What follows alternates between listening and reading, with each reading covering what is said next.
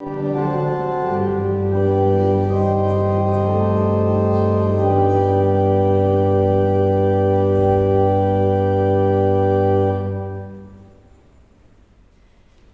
grand projet de diffusion de la bonne nouvelle du salut pour le monde et l'édification de son Église, Jésus incitait ses disciples à prier pour que son Père envoie des ouvriers dans sa moisson. Aujourd'hui, nous voulons nous réjouir, car notre Dieu et notre Père a exaucé la prière de ses enfants. Il poursuit résolument son œuvre d'embauche. Nous voulons donc lui exprimer notre reconnaissance et notre adoration. C'est pour nous toutes et tous un nouveau jour de fête. En effet, notre jeune sœur Elisabeth Sylvain et notre jeune frère Salvatore Bonfroy ont entendu l'offre d'emploi lancée par le Seigneur et y ont répondu par l'affirmatif. L'Église protestante de Pâturage est particulièrement heureuse.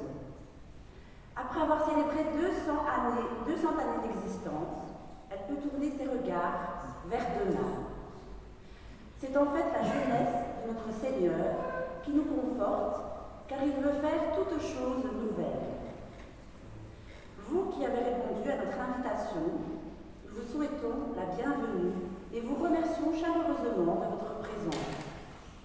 Avec une confiance affermie dans les promesses de notre Seigneur Jésus, nous pouvons nous encourager les uns les autres. Nous ne devons rater aucune occasion de rappeler que notre Dieu honore ses engagements. S'il nous ordonne de suivre ses prescriptions, il nous donne la force de son esprit pour les mettre en pratique et découvrir qu'avec lui, tout devient possible. En cet après-midi festif, nous entendrons ce que le Seigneur attend de celles et de celui qui se mettent à son service. C'est le premier volet du contrat d'emploi. Mais le patron divin se doit d'exposer le second volet de cette convention. Nous serons les témoins de ce que le Seigneur offre en contrepartie. Sa présence fidèle, la force de surmonter les échecs, la capacité de reconnaître ses erreurs, et surtout l'énergie dans la persévérance, dans la confiance totale en son secours. Nous allons prier. À tout Seigneur, tout honneur, c'est toi notre Dieu que nous remercions en ce jour de fête. Ta parole est vérité et créativité, car ce que tu dis, tu l'accomplis. Dans ce monde où règnent les dédits et le déni, nous t'adorons, car depuis toujours, tu donnes aux humains et aux humaines une parole tout à fait certaine. Elle est digne d'être reçue sans méfiance, car elle n'est jamais vaine, et elle fait naître la confiance. Dans une société de profit, où les ouvriers sont le plus souvent exploités, tu veux faire régner la justice et le droit. Nous croyons que ceux qui travaillent pour toi trouveront le précieux secret de la joie et découvriront que ce n'est pas en vain, qu'on est actif dans le service divin. Amen. Je vous propose de chanter le premier cantique, Jour du Seigneur, dans le recueil Arc-en-Ciel de 226, strophes 1, 2 et 4. Mais je vous propose aussi de changer le jeu en nous. Joyeux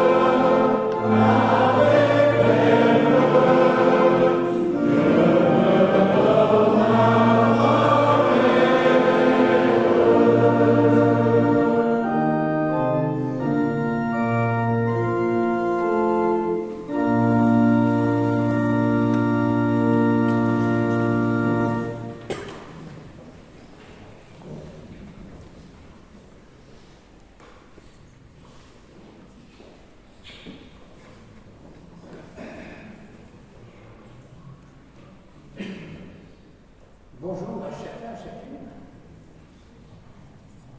Nous allons installer mademoiselle Elisabeth Silva dans le ministère de membre du consistoire de l'Église protestante de pâturage. Selon les écrits du Second Testament biblique, l'apôtre Paul est celui qui a fondé le plus d'églises, tant en Asie qu'en Europe. Et il ne s'est pas simplement contenté de cette mission dite d'implantation. Il a également établi des relations avec ses communautés et entre elles. Les contacts qu'il entretenait avec celles-ci nous ont valu ces célèbres épîtres, qui sont au nombre de combien, Elisabeth? 16. Combien? 16. 16. Oui, avec les 3 qu'on a perdus, c'est juste. Je t'aime. Un de ses compagnons d'œuvre, Luc, le médecin bien-aimé, nous rapporte dans ses propres écrits, les Actes des Apôtres, ce que furent les voyages missionnaires de l'apôtre Paul. Et on peut y découvrir ce qu'était une des préoccupations de l'apôtre lorsque une église était établie. Pas moins de 12 passages dans le livre des Actes évoquent le ministère d'anciens. On retiendra en particulier le texte d'Actes 14, verset 23. Paul et Barnabas firent nommer des anciens dans chaque église, et après avoir prié et jeûné, ils les recommandèrent au Seigneur en qu'ils avaient cru. Nous ferons presque tout ce programme, sauf celui de jeûner, vu qu'il y a quelque chose qui nous attend. Donc, on va être presque biblique. On doit au réformateur Jean Calvin la réorganisation des églises évangéliques. C'est lui qui va proposer que le ministère d'anciens retrouve une place importante dans la communauté ecclésiale. L'Église protestante unie de Belgique s'est inscrite dans cette tradition que l'on désigne par le vocable d'Église presbytéro-synodale. Et c'est Salvatore qui nous fera une explication en détail de ce que signifie cette terminologie. Il faut espérer que ce modèle biblique subsiste. L'Église protestante de pâturage ne peut que se réjouir de voir s'étoffer son conseil d'anciens que l'on appelle le consistoire. Il est à noter que chacun des membres y trouvera sa fonction. La présidence, par ancienneté, est assurée par Nicole Matondani. Le secrétariat et les relations extérieures par Sophie Verne. Et la trésorerie par Messager Batz. On peut espérer qu'Elisabeth, qui s'occupe déjà de l'école du dimanche, poursuive ce ministère plein de promesses pour l'avenir d'une Église revigorée par sa jeunesse. Il est important de rappeler qu'Elisabeth est arrivée ici dès sa naissance. Sa maman et sa grand-maman ont été actives dans cette Église, notamment dans le service des enfants. On peut donc retenir une forme de continuité dans cet engagement et un gage de fidélité. On se doit d'ajouter qu'Elisabeth assure également la visibilité de l'Église sur les réseaux sociaux. Chère sœur, tu es aujourd'hui installée officiellement et publiquement dans cette fonction de membre du consistoire. Fort heureusement, le mot ancien n'a pas de féminin. Qui s'en plaindra? Chère Elisabeth, tu as librement demandé de rejoindre le collège consistorial. Tu dois savoir que ce conseil est appelé à exercer la direction spirituelle de cette Église.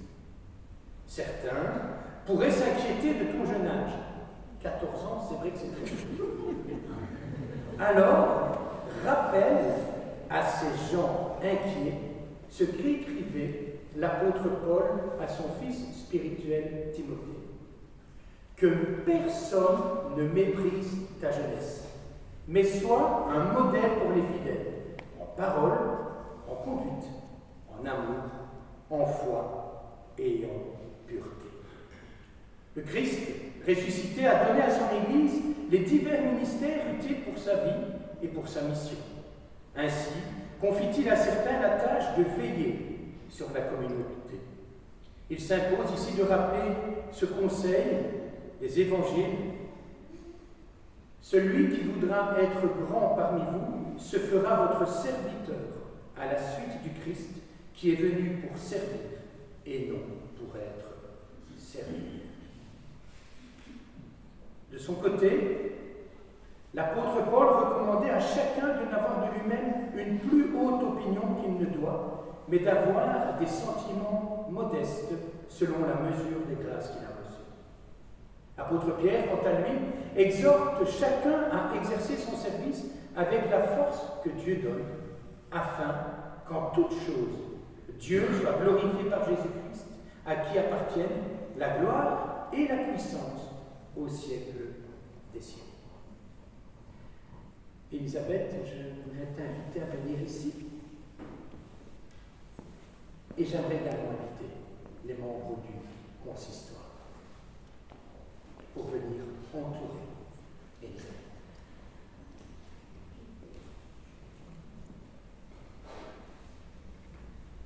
Voici quelques exhortations à l'ensemble du Conseil. En tant que membre du consistoire, vous veillerez au rassemblement des fidèles, à la célébration du culte et à l'instruction spirituelle tant des enfants que des adultes. Vous travaillerez à faire régner l'amour fraternel et à maintenir l'unité de l'Église. Vous garderez les secrets qui vous sont confiés. Vous serez assidus aux séances du consistoire. Vous devrez y prendre toutes les mesures propres à assurer la vie de l'Église. Vous aurez à préparer et à appliquer les décisions des synodes. Pour aujourd'hui, on s'en tiendra à ces quelques recommandations. C'est le moment des engagements et j'inviterai l'Assemblée dans son entièreté à vous lever, si vous le pouvez et le désirez. Chère Élisabeth, ma sœur en Christ, es-tu prête à t'engager avec la force et la grâce que donne notre Seigneur Jésus-Christ et à remplir dans la foi le ministère que l'Église te confie? Comme tu le constates, tu n'es pas seul, mais aujourd'hui, c'est à toi que ces questions sont posées. Oui, je m'engage avec l'aide du Seigneur et l'accompagnement de mes frères et sœurs. Et vous, membres de cette Église, soutenez votre consistoire dans les devoirs de sa charge, entouré par votre prière, votre affection et votre respect, chacune et chacun de ses membres.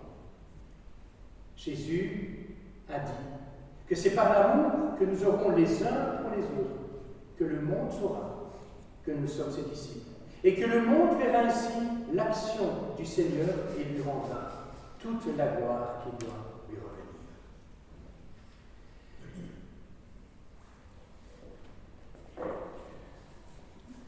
Au nom du Père, du Fils et du Saint-Esprit, nous t'installons dans le ministère de membre du consistoire de l'Église protestante de Pâturage. Nous affirmons que c'est par la grâce de Dieu que tu pourras exercer ce rôle d'ancien dans cette communauté. Le Seigneur, qui est fidèle toujours, te rendra fidèle en toutes choses par la puissance de son esprit. Seigneur notre Dieu, toi qui veilles sur ton Église jusqu'à la fin des temps, nous te remercions pour les ouvriers et les ouvrières qui se lèvent pour accomplir ta mission de salut du monde. Seigneur Jésus, tu as promis d'envoyer ton Saint-Esprit, ce souffle divin pour que celles et ceux qui répondent à ton appel aient la force, la volonté et la persévérance pour mener à bien leur tâche.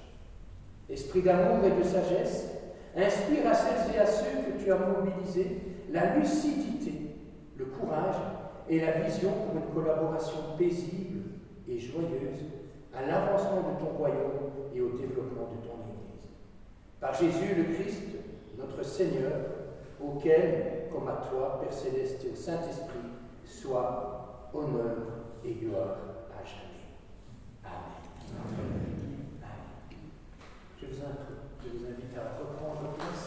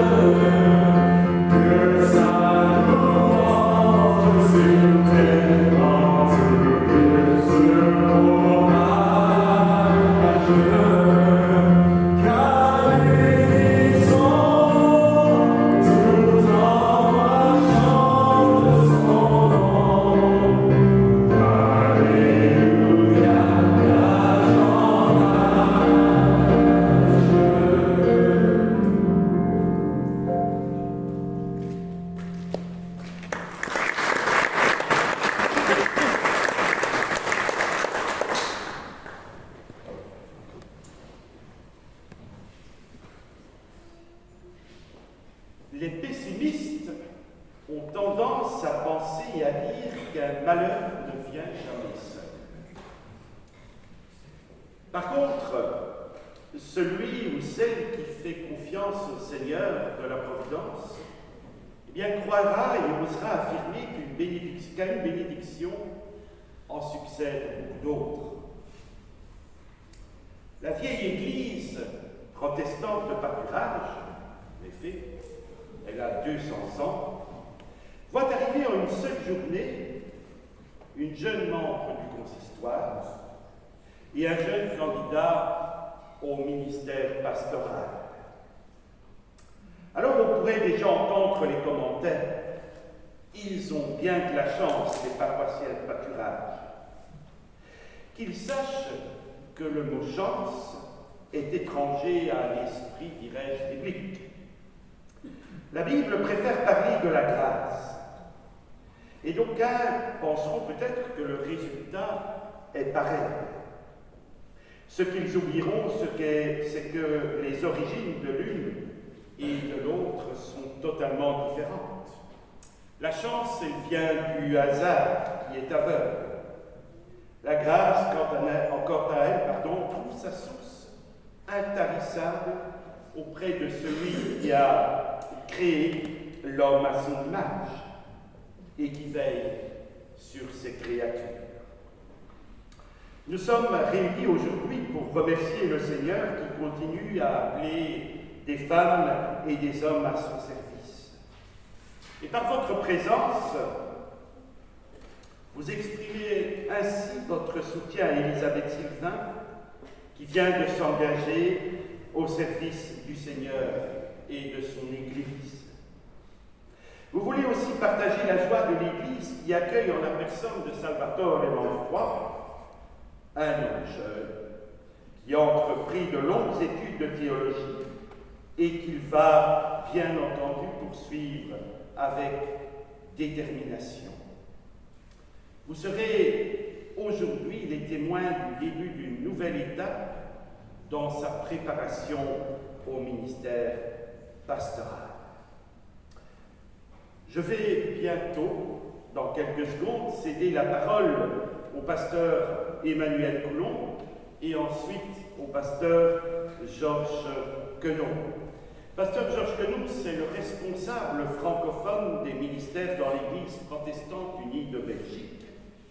Et le pasteur Emmanuel Coulon représente la commission de recrutement de cette même Église, tout en exerçant son ministère dans la paroisse de Marcinelle.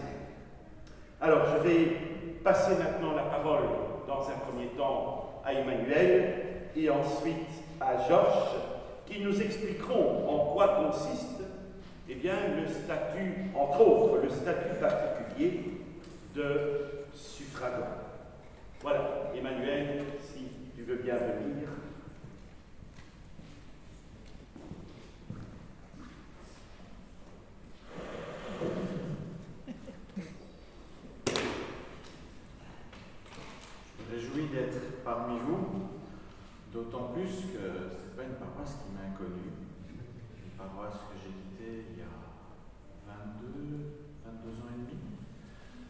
qu'il y a toujours une place ici dans mon cœur pour cette paroisse. Alors, il y a un endroit que je préférais ici, là-haut, derrière ce meuble bizarre avec ces tuyaux. Ça me plaisait bien. Je m'y sentais bien. Alors ici, effectivement, je ne suis pas là pour vous parler de mon passé, je suis là pour vous parler de la suite de la paroisse de Pâturage. Je suis vraiment très heureux de savoir qu'il y a la venue de Salvatore. La présidente de la commission de recrutement n'a pas pu être là et te prie quand même de salut et te souhaite beaucoup de courage, bien sûr, et c'est un peu en son nom que je vais parler. Alors, comment parler dire quelques mots quand même sur la suffragance, parce que c'est un statut un petit peu particulier dans l'Église. J'ai moi-même eu l'occasion de vivre ce statut pendant 5 ans.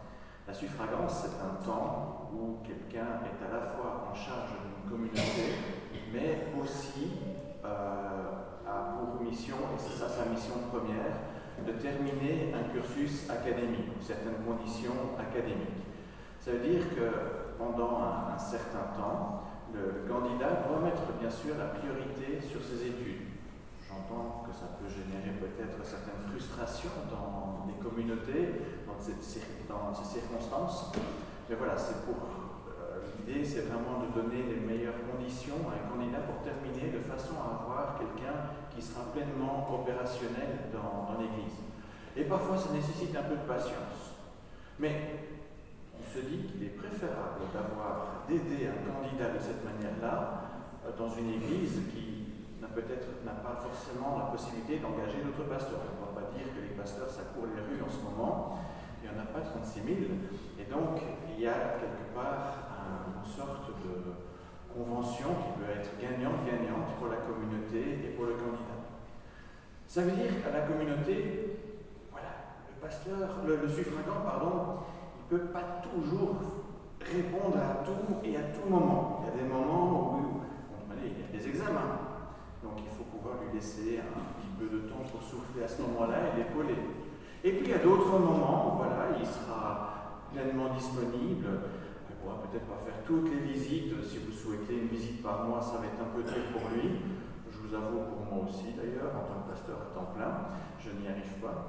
Quand j'arrive à une personne par an, une visite par an pour tout le monde, je suis déjà très heureux. Je l'ai dit, j'ai été dans cette communauté, j'y ai passé pas mal d'années. Cette communauté m'a apporté énormément, j'ai d'énormes bons souvenirs. C'est ici d'ailleurs que j'ai trouvé ma femme. On s'est mariés dans cette communauté, je me souviens, c'est ici.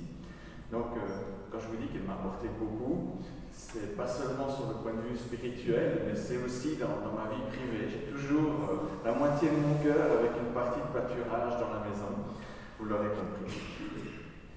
J'espère de tout cœur que cette communauté pourra aussi vous apporter un moment vraiment de joie, des temps d'échange, que vous allez pouvoir vivre cette communion fraternelle telle que je l'ai connue. Alors je sais qu'en 22 ans, la communauté a pas mal changé, mais je vois quand même quelques vieux anciens visages qui savent très bien ce qu'est une communion fraternelle forte ici. Et je l'espère vraiment de tout cœur. Alors j'aimerais donner 2 exhortations. Une première pour toi, Salvatore. Alors Antonella, je ne veux absolument pas t'oublier. C'est juste pas trop habituel, mais je sais que tu l'accompagnes. Alors c'est vrai que pour toi, j'aurais l'exhortation de te dire, mais soutiens-le, parce qu'il en aura bien besoin. Il aura bien besoin d'une oreille attentive, un bon repas chaud parfois le soir pour le réconforter, et pas seulement. Et pour Salvatore, tout à l'heure, pour Elisabeth, on t'a donné un passage de Timothée, du livre de l'épître de Timothée. C'est également dans l'épître de Timothée, la 2e épître de Timothée, une épître que je trouve très rafraîchissante pour le ministère pastoral. Il y a dans la 2e épître de Timothée, au chapitre 4, les 2 premiers versets que j'aimerais te laisser sur le cœur. Je te le demande solennellement devant Dieu et devant Jésus-Christ, qui jugera les vivants et les morts. Je te le demande au nom du Christ qui va se manifester et de son règne. Proclame la parole de Dieu avec insistance, que l'occasion soit favorable ou non, soit persuasif, adresse des reproches ou des encouragements en enseignant avec une patience parfaite. Et pour la communauté, j'ai aussi une exhortation pour vous. Celle-ci se trouve dans l'Épître aux Thessaloniciens, au chapitre 5, versets 11 à 13. Encouragez-vous et fortifiez-vous dans la foi les uns les autres. Je fais une parenthèse, c'est nécessaire que ce soit toute la communauté qui s'encourage, qui se fortifie. Ne pensez pas que le suffragant va pouvoir tout faire dans la communauté. Vous êtes une communauté, on est tous interdépendants. Donc, fortifiez-vous dans la foi les uns les autres, comme vous le faites déjà. Frères et sœurs, nous vous demandons de respecter ceux qui travaillent parmi vous, ceux qui, par ordre du Seigneur, vous dirigent et vous avertissent. Manifestez-leur beaucoup d'estime et d'amour à cause de la peine qu'ils se donnent. Vivez en paix entre vous. Alors, c'est une exhortation pour la communauté, pas seulement à l'égard de Salvatore, mais à l'égard aussi de l'ensemble du consistoire dont Salvatore fera partie, et c'est eux qui auront la charge. Et je vous souhaite vraiment de tout cœur une période bénie dans cette collaboration qui va durer le temps qu'il faudra, mais je l'espère vraiment dans tous mes voeux, une belle collaboration. Merci.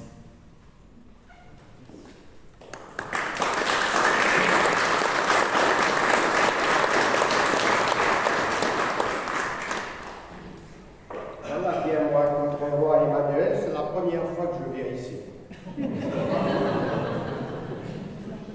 Voilà, ça fait toujours effectivement plaisir de venir là où on a grandi et là où on a reçu nos premières leçons de théologie pratique. Très bien, restons dans la théologie. Alors, nous sommes bien sûr heureux de venir dans une rencontre où il y a une installation de membres du consistoire et à la fois d'un étudiant suffragant qui va donner du temps à la paroisse, comme l'a dit Emmanuel, mais aussi du temps pour réussir ses études, car nous attendons évidemment Salvatore comme pasteur. Mais pour cela, il faut une formation solide, comme pour tous les autres ministères. Et si on m'a donné la parole aujourd'hui en tant que responsable des ministères, tout jeune responsable des ministères, jeune dans ce ministère-là, vous l'aurez bien compris, c'est pour un peu parler justement de notre Église protestante unie de Belgique, et face en tout cas à cet appel de Dieu, pas seulement pour un ministère en particulier, mais pour les ministères, car comme dit l'Écriture, il y a plusieurs ministères dans l'Église.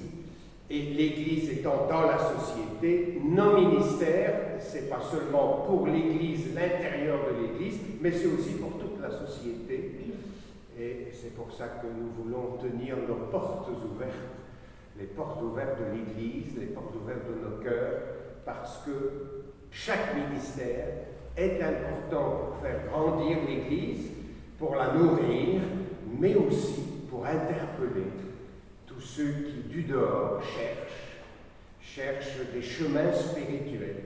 Et pourquoi pas, ici, dans votre Église et dans toutes les Églises, dont nous sommes une petite partie de l'Église universelle, évidemment, mais Dieu dote son Église de charisme et de charisme en ministère. Et depuis plusieurs décennies, notre Église protestante unie de Belgique cherche à diversifier les formes du ministère parce que la société change, l'Église change aussi. Les préoccupations, les problèmes sont différents de ceux d'il y a 20 ans, d'il y a 50 ans. Et donc nous devons faire face à cela. Et pour faire face à cela, il faut des ministères différents.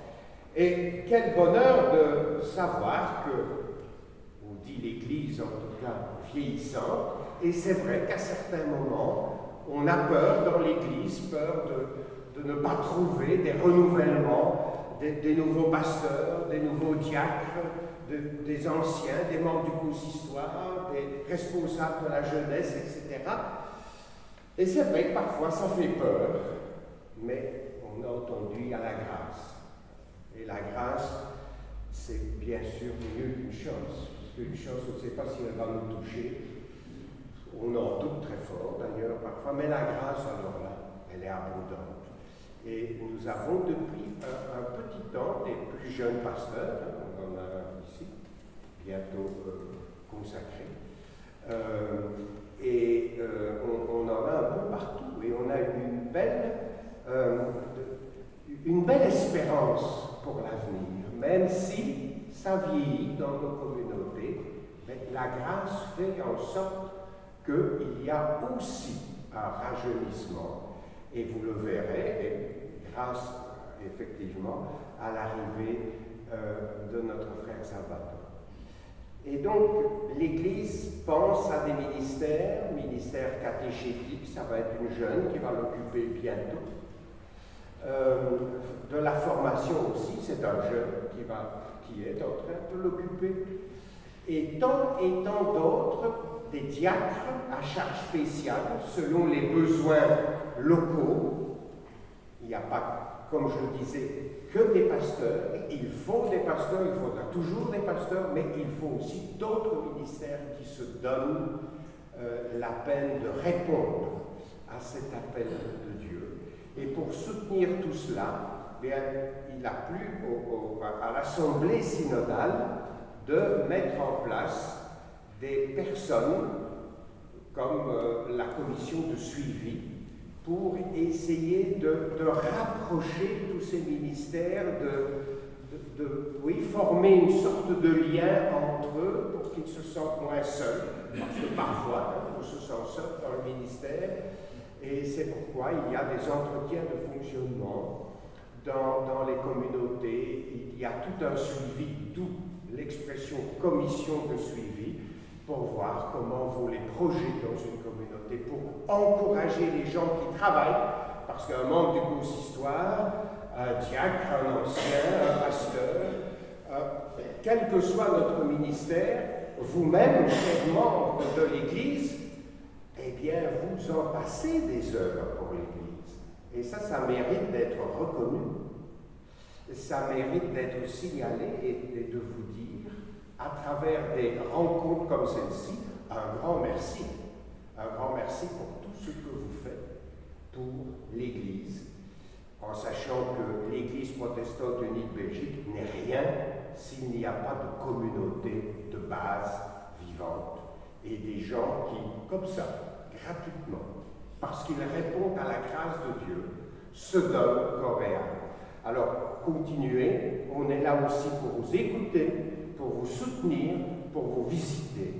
Et merci en tout cas de ce pari que vous commencez aujourd'hui sur l'avenir, et sans nul doute, il y aura des épis qui pousseront. Merci.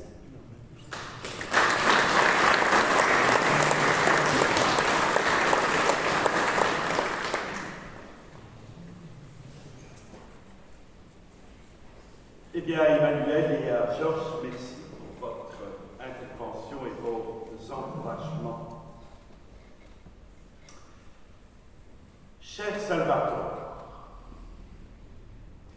cher frère en Christ, c'est pour moi une grande joie de t'accueillir dans notre district du Hainaut occidental et plus particulièrement dans cette paroisse de pâturage. En réalité, tu ne fais que revenir chez toi, puisque c'est ici que tu as été baptisé, plus précisément plongé dans les eaux d'un baptistère où moi-même j'ai été émergé. J'ai aussi usé les faux de mon pantalon depuis un âge très jeune jusqu'à 25-26 ans dans cette communauté. Mais il n'y a pas que cela qui nous relie. Toi comme moi sommes des passionnés de la vieille dame, la Juventus de Turin. Et donc, on va essayer d'agencer notre agenda pour pouvoir regarder le plus de matchs possible ensemble.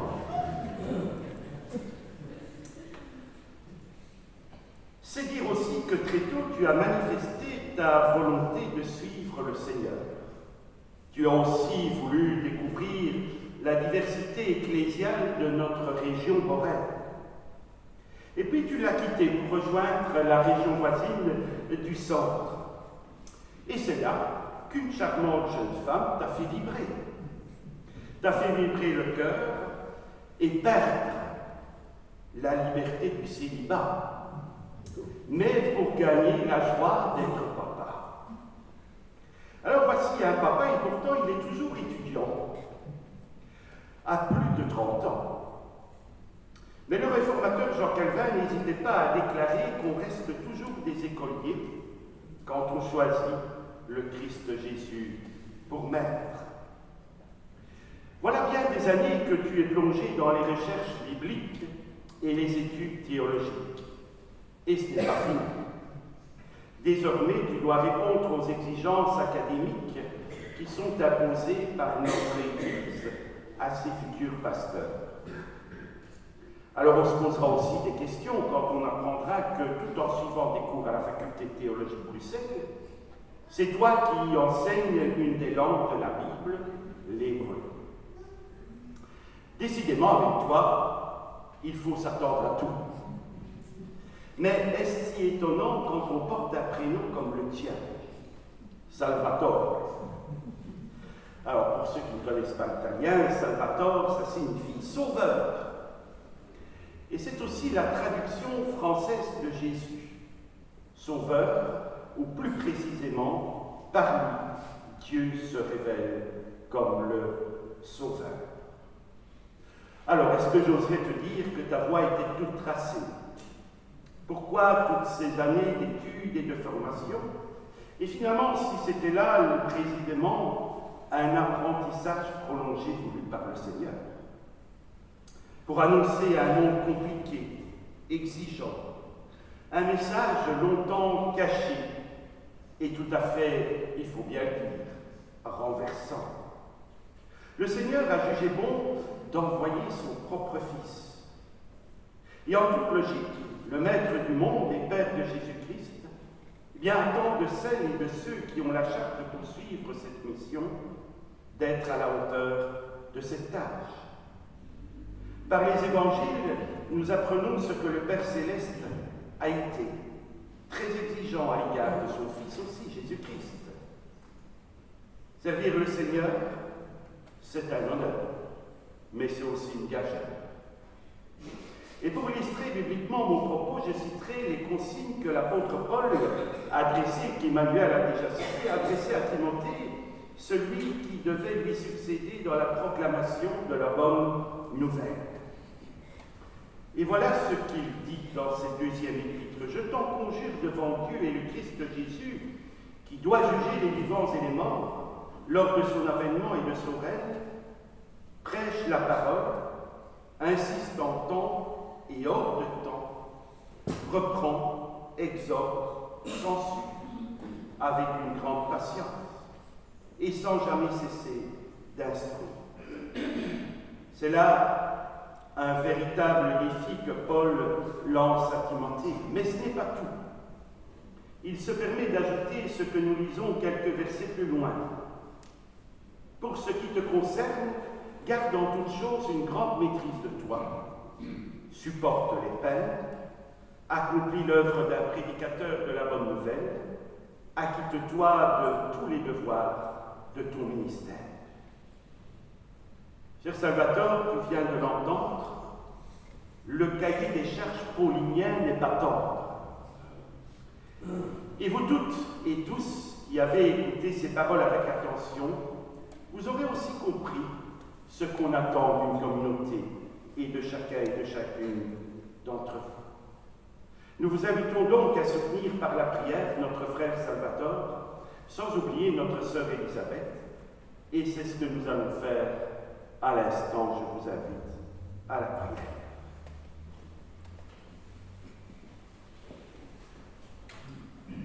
Seigneur notre Dieu, c'est toi qui appelles encore et toujours, à la fois des femmes et des hommes à ton service. Nous te remercions de poursuivre ainsi ton initiative de mobilisation. À notre tour, nous te demandons d'accorder à celles et à ceux qui se laissent mobiliser par toi les moyens physiques et spirituels pour mener à bien cette entreprise. Seigneur Jésus, notre frère, tu as tracé des routes nouvelles pour le salut du monde. Nous comptons sur toi et sur ton fidèle compagnonnage aux côtés de notre sœur et de notre frère. Toi qui te désignais comme le Fils de l'homme, tu sais mieux que personne combien tes sœurs et frères en humanité ont grand besoin du secours divin. Toi qui sièges aujourd'hui auprès du Père Céleste, fais sentir à tes compagnons d'œuvre combien toi-même tu intercèdes avec la compassion de celui qui a connu et vaincu nos tentations. Esprit Saint, souffle divin, nous attendons de toi que tu inspires ces ouvriers dans la moisson du Seigneur en leur communiquant un moral de vainqueur sur le mal. Nous t'avons ainsi prié dans le nom béni de notre Seigneur Jésus-Christ. Amen.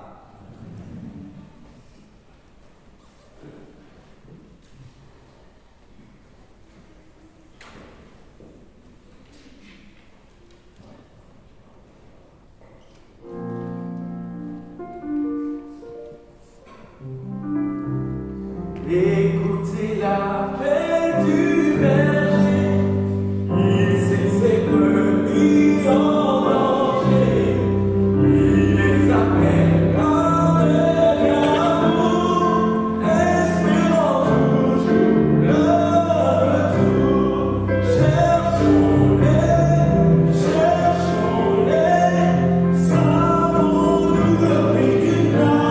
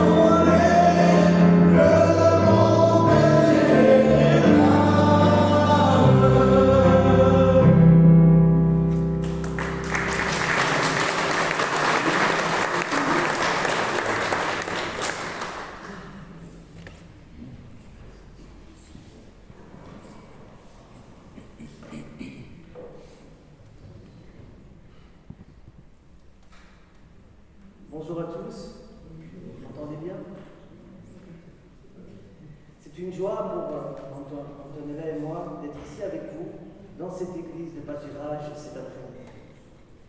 Je remercie tout d'abord chaque personne ici présente d'être venue aux installations d'Elisabeth et de moi-même. Votre présence nous réchauffe le cœur. Au président du district, le pasteur Vincent Bianchi, au pasteur consulant David Rémy, au pasteur et responsable francophone du ministère Georges Tenon, aux représentants de la commission de recrutement, aujourd'hui Emmanuel Boulon, au pasteur Nathan Ngoy, qui est également professeur de religion protestante et doctorant à la FUTP, accompagné de Franck, très cher ami, à Christian Bouillon, qui est caché aujourd'hui, et à toute l'équipe technique, je l'appelle équipe technique, équipe de gestion, bref, l'équipe de pâturage, qui est un vrai couteau suisse. L'équipe de pâturage qui sait tout faire, qui est partout, qui malgré les vents et tempêtes, malgré le fait de ne pas avoir de pasteur pendant un moment, arrive à maintenir, à relever une église, à tenir des objectifs, à avancer, à construire. Et j'aimerais, pour les remercier, que nous puissions les applaudir ensemble.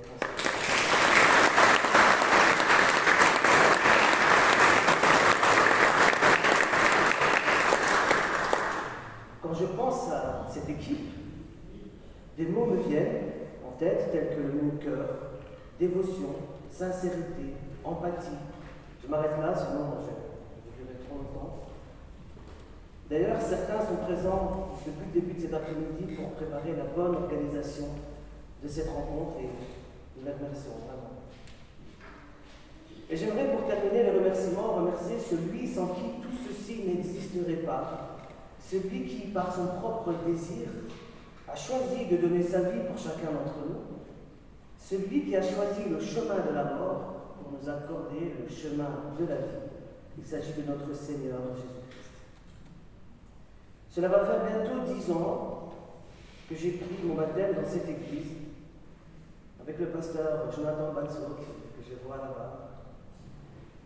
Si on m'avait dit à ce moment-là, moi qui à l'âge de 27 ans, n'avais pas de diplôme, pas de CESS, que j'effectuerais un bachelier de 3 ans au Continental Theological Seminary, un master en philologie biblique à l'UC Louvain, plus un autre master complémentaire en dogmatique, que je deviendrais employé de cette même faculté pour effectuer un doctorat en exégèse de l'Ancien Testament, que je serais professeur d'hébreu à la faculté universitaire, comme il a été rappelé, de théologie protestante de Bruxelles, et qu'en même temps j'y serais étudiant pour terminer un complément en master en théologie pratique, je n'y aurais jamais cru. Jamais. Je ne vous dis pas ceci pour exposer un pédigré de diplôme ou d'études, mais simplement pour mettre en valeur, comme il a été rappelé, la grâce de notre Seigneur Jésus-Christ. Ma génération, mes amis, nous étions voués à, on va dire, une espérance de jeunesse sans avenir. Et lorsque je suis arrivé dans cette église, c'est comme si une nouvelle naissance était venue pour moi ce jour-là. Un nouveau départ m'a été offert, un nouvel objectif m'a été proposé, et la plus belle des opportunités m'a été donnée, celle de participer à une mission, à un projet que je n'ai pas dû créer moi-même, mais qui existe déjà depuis plus de 2000 ans et qui a débuté sur le mont Golgotha. Cependant, je tiens à préciser une chose, comme je l'ai déjà dit, je n'ai jamais été à la poursuite des diplômes. Mon but a toujours été et sera toujours pour l'avenir d'étudier, de creuser en profondeur l'Écriture sainte. Comme vous le constaterez, cette triple formation dans 3 écoles de théologie différentes m'a permis et me permet toujours d'élargir mes horizons, d'apprendre à dialoguer avec celui qui ne pense pas comme moi, et surtout à le respecter et à l'accepter. De creuser en profondeur les richesses qu'un texte ou qu'un récit peut nous apprendre pour ensuite les ramener dans notre génération, de rendre vivant un message qui pouvait être perdu dans notre génération, afin de proposer et de prêcher un message compréhensible dans notre langage contemporain et de rendre accessible cette richesse se trouvant dans les Écritures. C'est comme ça que je vois ma mission. Dans le cadre de cette suffragance, comme il a été rappelé, je suis amené à effectuer une sorte de mi-temps au sein de la paroisse de pâturage et un autre mi-temps accordé à la faculté de théologie.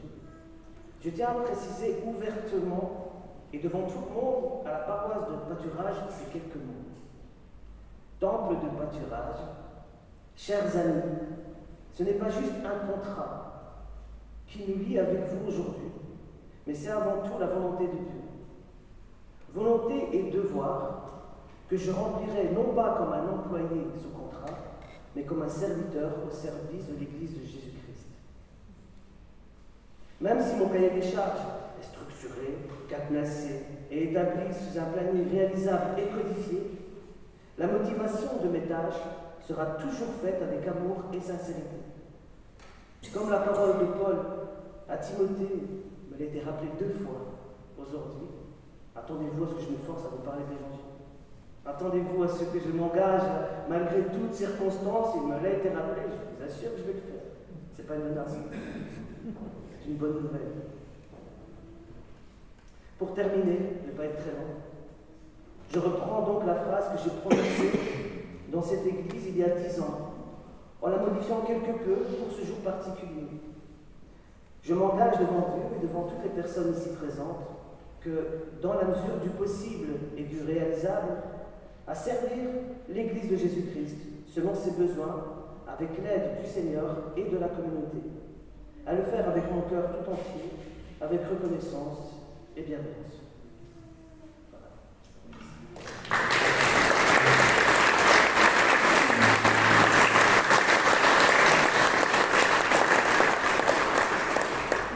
Pour cette chanson, j'aimerais chanter dans une langue d'Afrique. Et j'aimerais dire que l'Église ici, nous sommes très gâtés. Nous étions avec Salvatore et Antonella au milieu de la brousse, dans la souffrance. Mais ils y ont été par amour. Et je sais que l'Église ici, vous êtes gâtés parce que vous avez un couple qui est rempli d'amour. Et cette chanson qui est dans la langue Kiluba, je sais que Salvatore la connaît un peu, cette chanson, je ne vais pas te demander de la chanter. Mais lorsque nous étions là-bas très loin, au milieu de la brousse, nous avons chanté cette chanson qui dit tout simplement « Sois calme dans ton cœur, garde la paix dans ton cœur, reconnais Jésus, dis-lui tous tes soucis et tout ira bien. » Vous encouragez dans ce sens.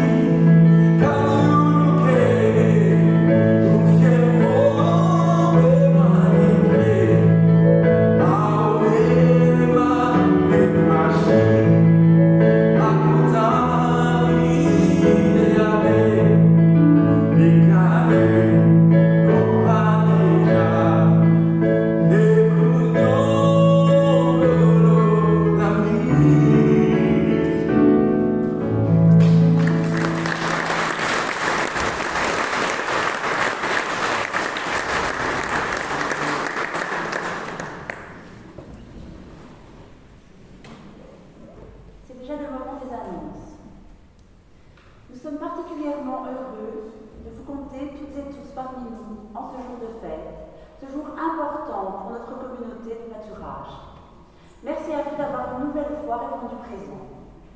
Nous remercions également les pasteurs Georges Quenon, responsable des ministères, Emmanuel Coulon, représentant de la commission de recrutement, Vincent Bianchi, président du conseil de district du Hainaut occidental, et notre pasteur consulant, David Romy, pour leurs interventions durant ce culte. Madame Brigitte Raymond, présidente de la commission de suivi, m'a demandé de l'excuser, car elle ne pouvait être présente aujourd'hui et nous envoie ses salutations fraternelles. Durant le culte, l'accompagnement musical était assuré par le pasteur Nathan Loy et son ami Franck, et par notre frère Jean-Marie Urbain pour les morceaux à l'orgue. Nous pouvons encore les applaudir.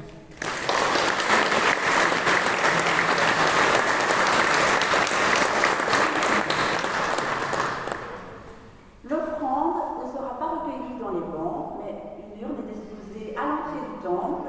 Elle est parfaitement reconnaissable parce que toujours emballée dans du papier de Noël. Vous pouvez disposer vos dons dans l'urne. Le culte de la semaine prochaine sera présidé par notre suffragant, Salvatore.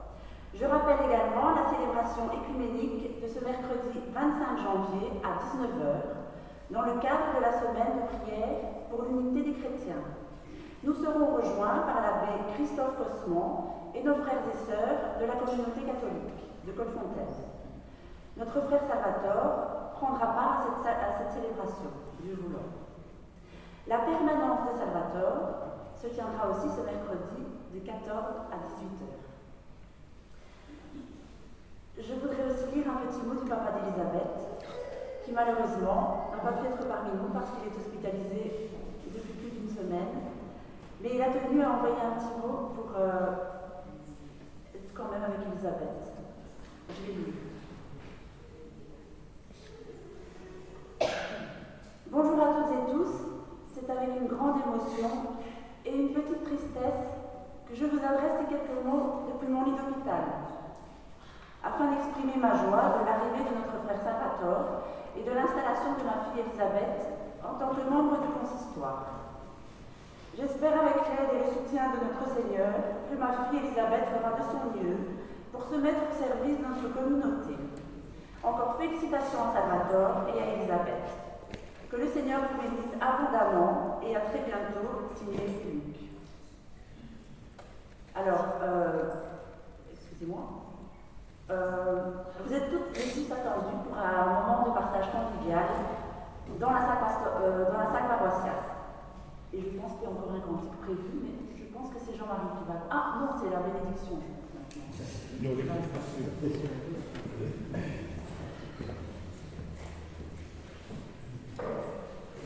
Voilà, non pas la bénédiction, parce que ça ce sera le pasteur postulant qui la donnera, mais tout simplement une exhortation, quelques mots d'exhortation, de nous réjouir, comme l'Écriture nous appelle, nous réjouir en celui qui nous a créés, en celui qui nous a sauvés, en celui qui nous a élus, et que justement, bien, cette paix, cette miséricorde, cet amour, eh bien, nous le manifestions aussi dans l'Église et en dehors. Réjouissons-nous toujours en celui qui est fidèle et le restera éternellement. Maintenant, la parole au pasteur postulant qui nous conduira ainsi dans la bénédiction.